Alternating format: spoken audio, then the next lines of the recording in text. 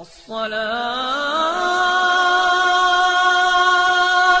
خير من النوم.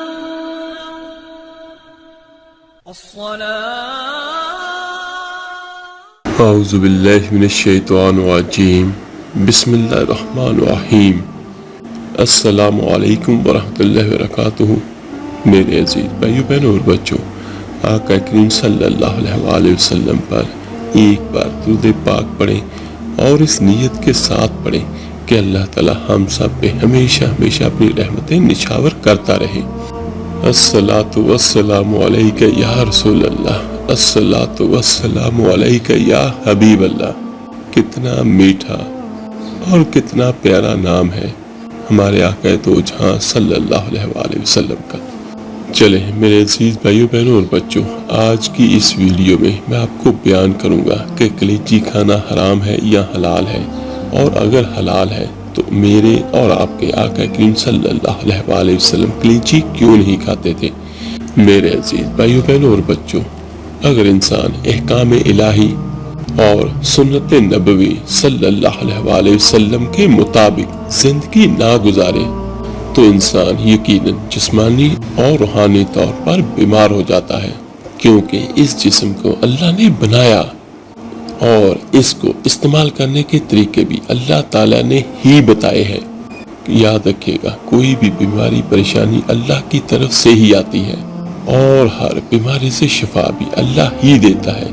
ہاں، ذریعہ ضرور معالجین بنتے ہیں، لیکن شفا دینے والی ذات اللہ کریم کی ہے. اور یاد رکھیے گا کہ پوری انسانیت کے سب سے بڑے شافی حکیم اور ہادی برحق میرے اور آپ کے آقا کریم صلی اللہ علیہ وآلہ وسلم ہیں، جنہوں نے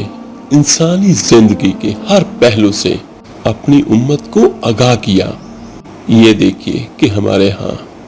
عام طور پر کچا لہسن اور پیاز کھانے کی ترکیب بھی ملتی ہے اور اس کے بہت سارے طبی فوائد بھی بیان کیے جاتے ہیں. ہاں، لہسن کے بارے میں یہ ضرور ہے کہ اگر صبح نہار پیٹ کھایا جائے تو یقیناً یہ جسم میں بہت ساری تبدیلیوں کا باعث بنتا ہے، بہت ساری بیماریوں سے بچاتا ہے. اور کچا پیاز ہم اکثر لوگ سلاد میں استعمال کرتے ہیں. تو آج کی اس ویڈیو میں میں آپ کو یہ بھی بیان کروں گا کہ میرے آقا کریم صلی اللہ علیہ وآلہ وسلم کیوں کچا پیاز کھانے اور لہسن کھانے سے روکا کرتے تھے، اور اس کے علاوہ کہ میرے اور آپ کے آقا کریم صلی اللہ علیہ وآلہ وسلم کلیجی کیوں نہیں کھایا کرتے تھے. میرے عزیز بھائیوں بہنوں بچوں، اگرچہ یہ ساری چیزیں حلال ہے، لہسن بھی حلال ہے، پیاز بھی، کلیجی بھی، حلال جانور کی کسی بھی حلال جانور کی کلیجی بھی حلال ہوتی ہے، لیکن یہ دیکھیے کہ لہسن اور کچا پیاز کھانے سے منع کیوں فرمایا گیا. اس سے انسانوں کے ساتھ ساتھ فرشتوں کو بھی اچھا نہیں محسوس ہوتا، لیکن اگر ان کو پکا کر کھایا جائے تو منع نہیں کیا جاتا. علماء اکرام بیان کرتے ہیں کہ کچا لہسن اور پیاز کھانا اس لیے منع کیا گیا کیونکہ یہ منہ میں بدبو پیدا کرتے ہیں. اس کی وجہ کہ اللہ کے رسول صلی اللہ علیہ وآلہ وسلم نے ہر اس کام سے روکا ہے جو نفاست کے خلاف ہو. ایک روایت ہے سیدنا عبداللہ ابن عمر رضی اللہ تعالی عنہ سے، جس کا مفہوم کچھ یوں ہے کہ اللہ کے رسول صلی اللہ علیہ وآلہ وسلم نے غزوہ خیبر کے درمیان فرمایا کہ جو اس درخت یعنی لہسن سے کھائے وہ ہماری مسجد کے قریب نہ آئے. اور بخاری اور مسلم میں بھی کچا پیاز کھانے کے بارے میں بہت ساری احادیث موجود ہیں، اور حضرت ابو طلحہ رضی اللہ تعالی عنہ کی بیان کردہ حدیث بہت طویل ہے، جس میں حضرت عمر فاروق رضی اللہ تعالی عنہ نے بہت ساری باتیں بیان کی. ان میں سے ایک یہ بھی ہے کہ اے لوگو، تم لہسن اور پیاز کے درختوں سے کھاتے ہو، حالانکہ میں ان کو قوی سمجھتا ہوں. مجھے یاد ہے کہ اللہ کے رسول صلی اللہ علیہ وآلہ وسلم کے دور میں جس شخص کے منہ میں ان کی بدبو آتی، آپ صلی اللہ علیہ وآلہ وسلم اسے حکم دیتے کہ وہ مسجد سے نکل کے بقیع کے قبرستان کی طرف چلا جائے لہذا جو شخص بھی انہیں کھانا چاہے تو انہیں پکا کر ان کی بدبو کو ختم کریں۔ حضرت جابر رضی اللہ تعالیٰ عنہ بیان کرتے ہیں کہ اللہ کے رسول صلی اللہ علیہ وآلہ وسلم نے پیاز کھانے سے منع فرمایا۔ ہم نے ضرورت سے مغلوب ہو کر انہیں کھا لیا تو اللہ کے رسول صلی اللہ علیہ وآلہ وسلم نے فرمایا جو ان بدبودار درختوں سے کھائے وہ ہماری مسجد کے قریب نہ آئے، کیونکہ فرشتوں کو بھی ان چیزوں سے تکلیف ہوتی ہے۔ اور اس کے بارے میں ایک حدیث بھی میں آپ کو بیان کرتا ہوں جس کا مفہوم کم و بیش یہ ہے کہ اللہ کے رسول صلی اللہ علیہ وآلہ وسلم نے ان دو پودوں یعنی لہسن اور پیاز کھانے سے لوگوں کو روکا اور فرمایا جو انہیں کھائے اسے چاہیے کہ وہ ہماری مسجد کے قریب نہ آئے، اور مزید فرمایا اگر انہیں کھانا ہی ہے تو پہلے انہیں پکا کر ان کی بو ختم کر لیا کرو۔ تو ان حدیثوں سے یہ بات ہمیں سیکھنے کو ملتی ہے کہ جہاں ان کی بدبو سے انسانوں کو ناگواری محسوس ہوتی ہے وہاں پر فرشتوں کو بھی ان کی بدبو کی وجہ سے ناگواری ہوتی ہے، اور جو بھی شخص اپنے منہ اور باقی جسم کی صفائی کا خیال نہیں رکھتا انسانوں کو ایسے شخص کی وجہ سے تکلیف تو ہوتی ہے، لیکن فرشتوں کو بھی یہ چیزیں ناگوار گزرتی ہیں، اور جس سے انسان روحانی طور پر کمزور ہو جاتا ہے۔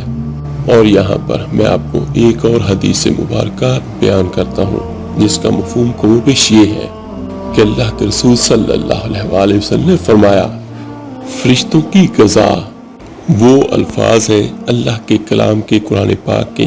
جو کوئی بھی بندہ مومن پڑھتا ہے، لیکن وہ الفاظ جو اس نے مسواک کرنے کے بعد بیان کیے ہوں، یعنی جب کہ اللہ کا بندہ اللہ کا کلام یعنی قرآن پاک پڑھتا ہے تو فرشتے آتے ہیں اور اس کے ارد گرد چکر لگاتے ہیں، اگر تو اس کے منہ سے کوئی بدبو آ رہی ہو تو پھر وہ نہیں پاس آتے، لیکن اگر اس اللہ کے بندے اللہ کی بندی نے مسواک کی ہو تو وہ فرشتے اس کے ہونٹوں پر ہونٹ رکھ کر اس کے الفاظ کو اپنی غذا بناتے ہیں۔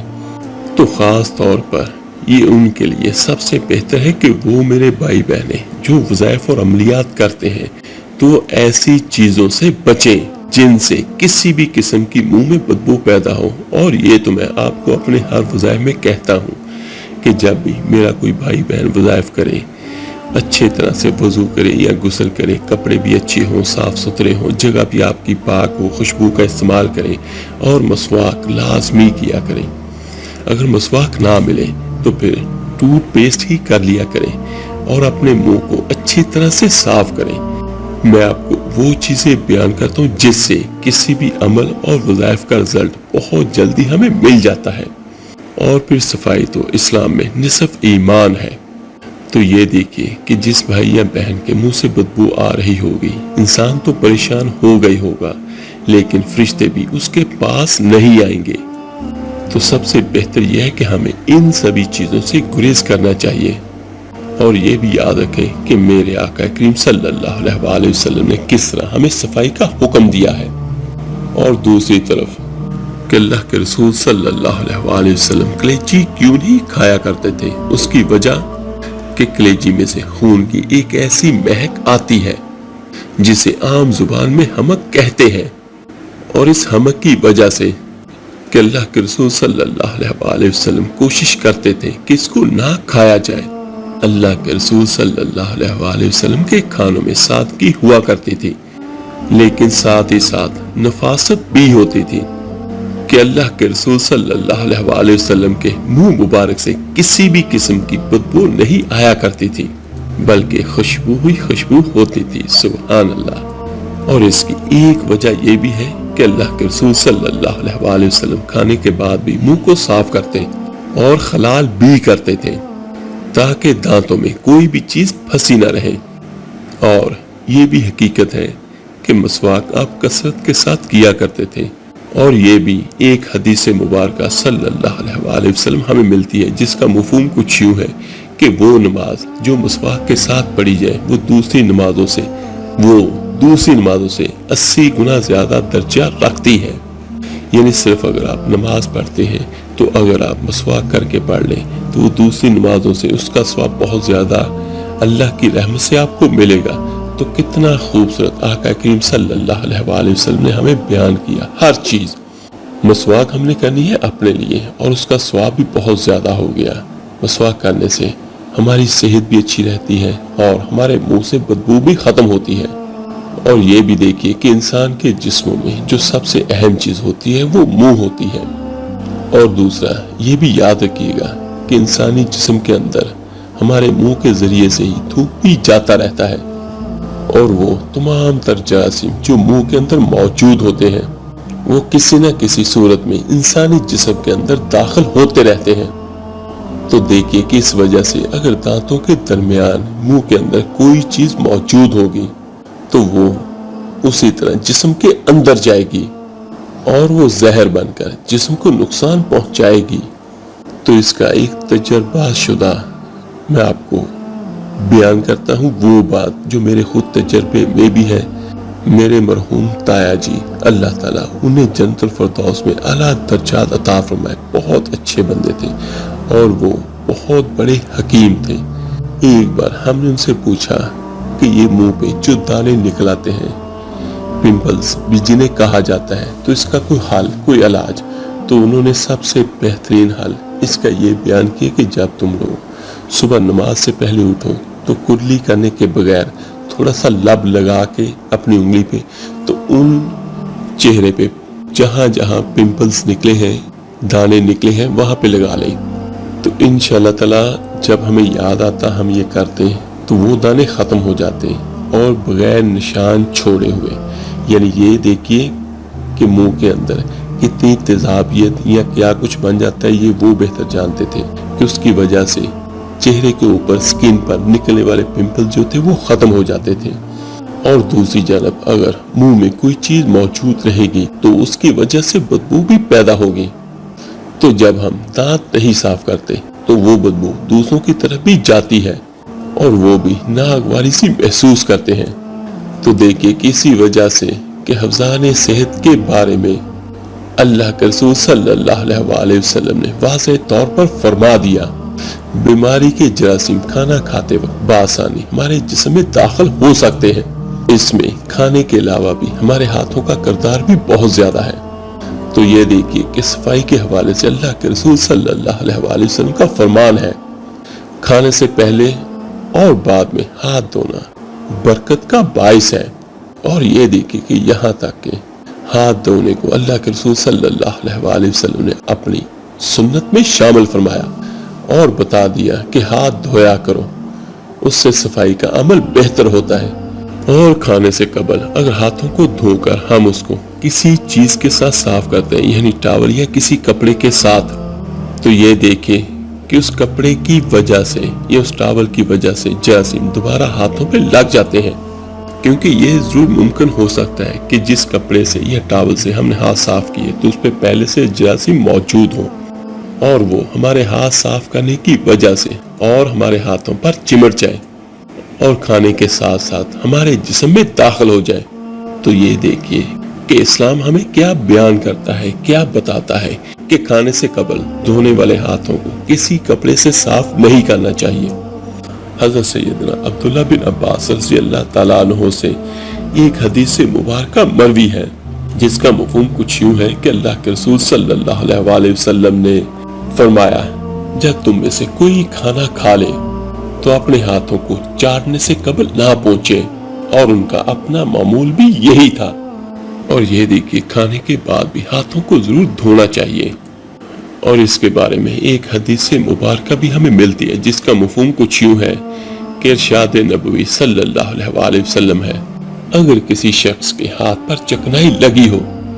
اور وہ اسی حال میں اسے دھوئے بغیر سو جائے اور اس سے اسے کچھ نقصان پہنچے تو وہ اپنے آپ کو ہی برا کہے، یعنی اپنا ہی قصور سمجھے کہ ہاتھ دھو کر نہیں سویا تھا۔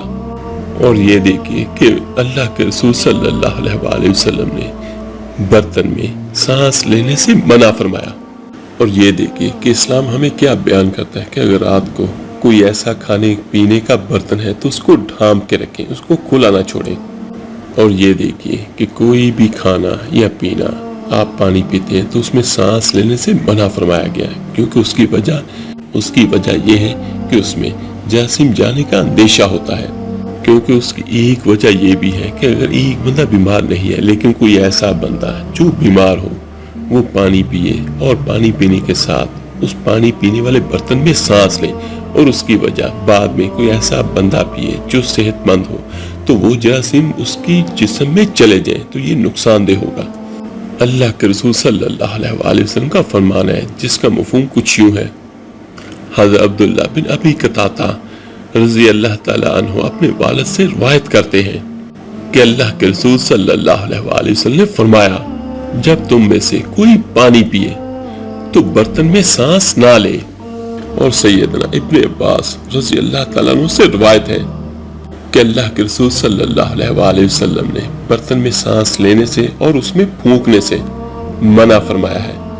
اور یہاں پر ایک چیز میں اور آپ کو بیان کر دیتا ہوں، اگر کوئی چیز گرم ہو تو اس کو پھونک مار کے ٹھنڈا کرنے سے بھی منع فرمایا گیا۔ اور اس کے بارے میں بھی اتباع حضرات یہ کہتے ہیں کہ اس میں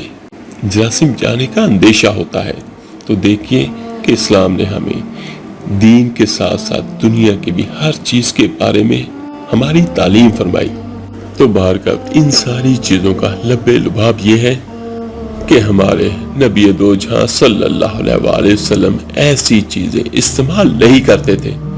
جن میں بدبو ہو، اگرچہ وہ حلال ہو، حلال ہونے کے باوجود جن چیزوں میں ہیک ہوتی ہیں آپ استعمال نہیں فرماتے تھے۔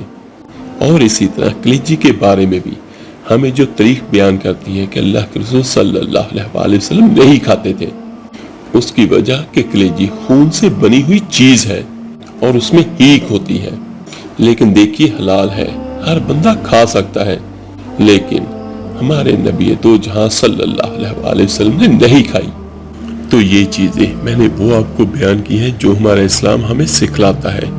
اور یہ بات بھی کنفرم ہے اگر ہم اسی طرح اپنی زندگی گزارتے ہیں یا ڈیولپ کرتے ہیں جو ہمیں اسلام تعلیمات دیتا ہے تو یقین کیجئے گا ہماری صحت اور ہماری عمر دونوں ہی بہترین ہوں گی۔ اللہ تعالیٰ سے دعا ہے اللہ تعالیٰ سبھی بھائیوں سبھی بہنوں کو صحت اور تندرستی عطا فرمائے، اور جو بیمار ہیں ان پر اپنی رحمت کرے، آمین ثم آمین۔ آپ میرے لیے دعا کیجئے گا، میں آپ سب کے لیے ضرور دعا کروں گا۔ اس ویڈیو کو لائک اور شیئر ضرور کیجئے گا صدقہ جاریہ سمجھ کر۔ تو ملتے ہیں انشاءاللہ تعالیٰ جلدی ایک نئی ویڈیو اور عمل کے ساتھ۔ اپنا بہت بہت خیال رکھیے گا۔ اللہ حافظ۔